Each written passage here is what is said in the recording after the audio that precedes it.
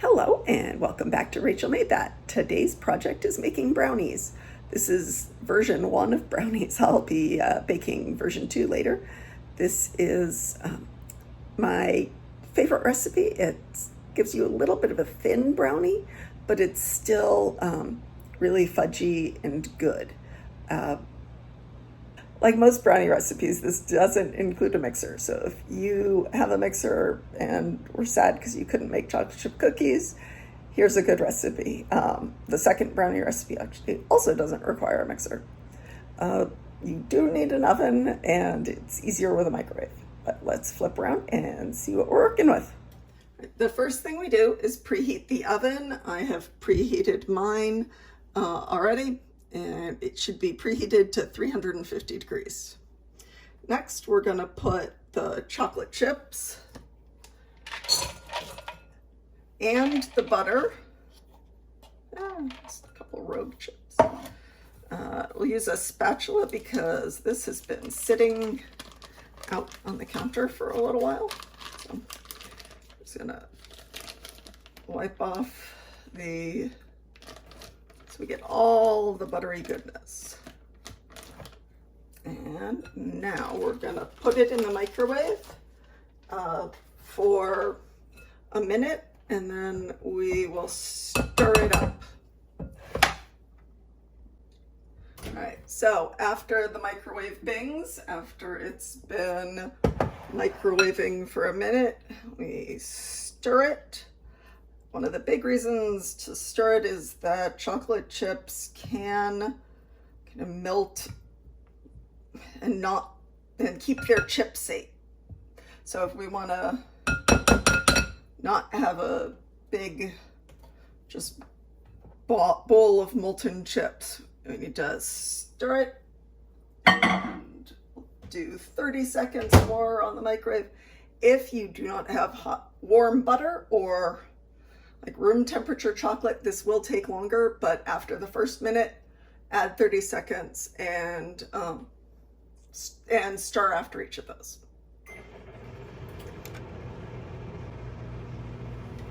All right, the microwave is finishing up. All right, and now, let's see. Now you can see that the chocolate chips no longer hold their shape. So just need to mix in the other things. The first thing to mix in is the sugar. So we'll do the 1 cup. By the way, I do recommend, if you can, putting your ingredients all in one place. It makes the whole rest of the cooking a lot easier. Fancy people, they call it mise en place, or everything in its place. So, all right, and then now we'll add the other 3/4 cup of sugar.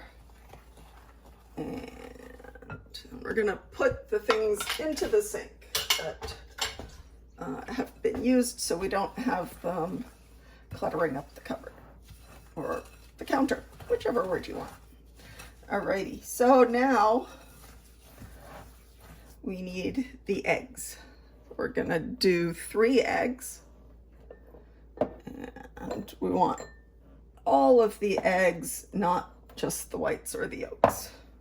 So we crack an egg, and really, well, this is a good reminder that even people who know what they're doing can have mistakes happen. So we're fishing out the little 3 pieces of yolk. Alrighty, let's have the next one go better.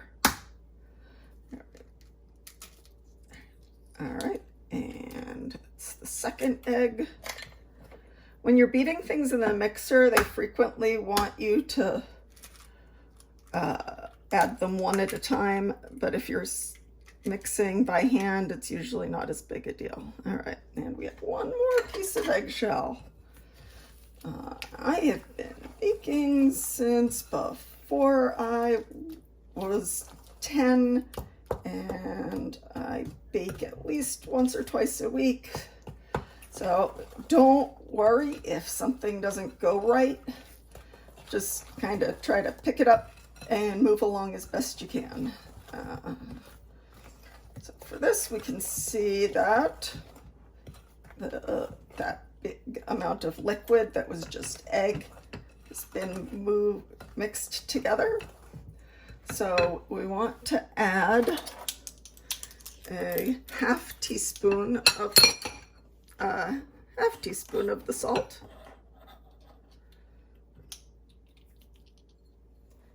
And 1 teaspoon of the vanilla.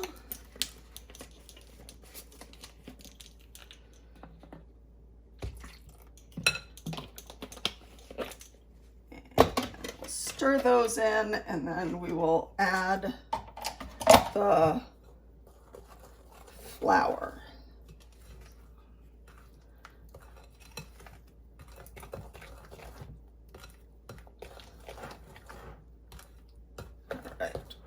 Those are included, and then this is our 1 cup of flour.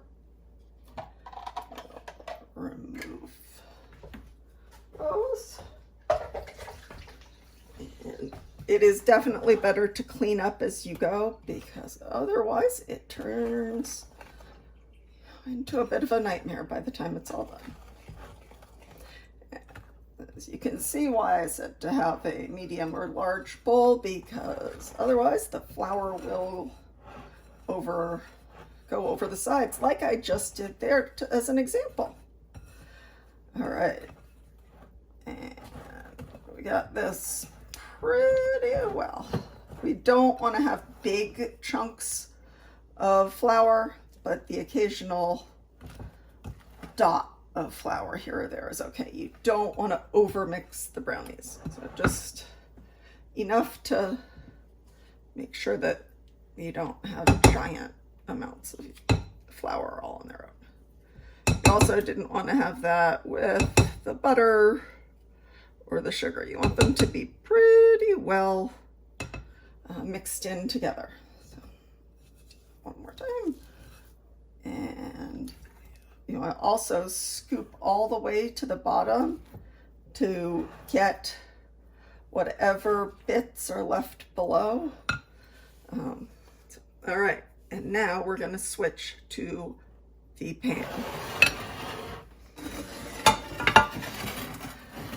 My preference is for parchment paper. I can get 70 square feet for around $4. But if you don't have that, totally get it. You can use the aluminum foil. That'll work well. One difference is if you are using the aluminum foil, put the foil on and then spray the foil with your cooking oil spray. Now, if you want to do the parchment, we're gonna do it the other way. So we're gonna spray the pan first. Parchment paper doesn't cover quite the same as aluminum foil. So if you don't spray the pan, sometimes it'll curl in on itself. Like this.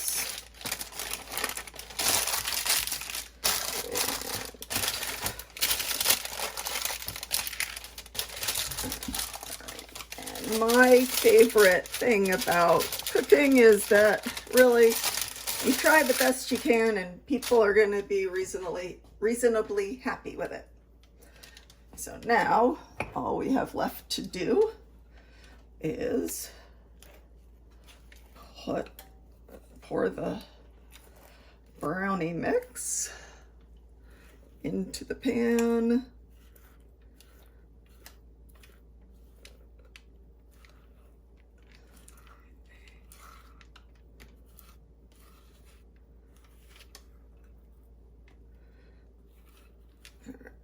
And look at this little bit of drizzle.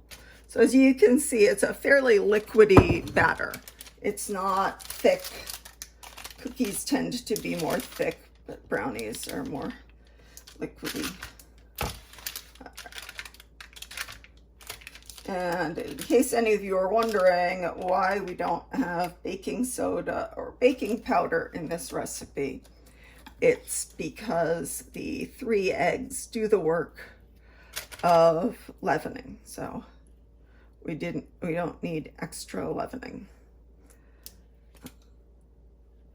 So there we go. All right, we have a 9 by 13 pan of brownies. And now we get to the fun part. You could put a few mini chocolate chips and sprinkle them. And I managed to get some mini white chocolate chips, which I've never been able to find again, but you know, they existed at one point. So we put that, and then you could even put a couple pecans. If you notice, I'm doing it all on one side. You can either do whole pecans or you could do chopped up. Doesn't really matter. But if you notice that I'm doing the add-ons on one side of the brownies, that's because I have children who will not eat them if there are other things in the brownies other than just brownies. So we're going to use our handy dandy pot holder and put this into the oven, and we'll set a timer for 30 minutes.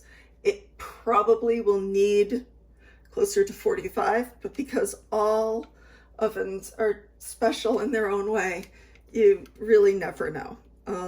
If you have convection oven, it usually says, then I would start checking around 20 minutes. Alrighty, and I'll be right back with you. All right, so now you're gonna use one of your handy dandy toothpicks and stick it in the middle. And when you take it out, if it's clean, that's great. If it has a few little pieces on it, that also works. But if, as in this case, the bottom is really still wet, we're going to give it a few more minutes. I know I said 45 minutes after checking it at 30, but I think for right now, we're going to actually just put it in for another 10 minutes because it's better to not have overbaked brownies. So we're going to put this back in and check back in 10. Okay, it's been 10 minutes, so let's take the brownies out of the pan. Remember, 2 oven mitts, 1 on each side, and put it onto a cooling rack and not directly onto your counter. So we're going to take one of the handy dandy toothpicks, and right about the same place, we're gonna check, and it's the toothpick just has a couple of little things on it. It is not all sticky and wet in there. So we are going to turn off the oven, and we need to let this cool. Brownies cut much better if they're cool. So I'm gonna set a timer for about half an hour, and we will see what is going on after that. If it's no longer warm, we'll cut them up and taste them. So I'll be back. All right, we are now, girls, at the final stage of the brownies. So we did the parchment paper, so we can just literally lift it up like that. So peels off. This will do the same thing if you have foil. Now, what I have found is that it's easiest to cut them, like keep doing halves. So we'll say that's those of you who actually can judge space. might find this amusing, but we're gonna go with what it looks like. So here we're pretty much at half. All right. And then we'll do half again. And half again. And we are cooking for a couple people beyond our family. So we will do half again. Also works well to do thirds within the half, but I remembered that after I had already started cutting. There, we've got some big pieces, and then we've got some small pieces, and we'll do the same thing with cutting in half. And now this time we will just cut these sides in half.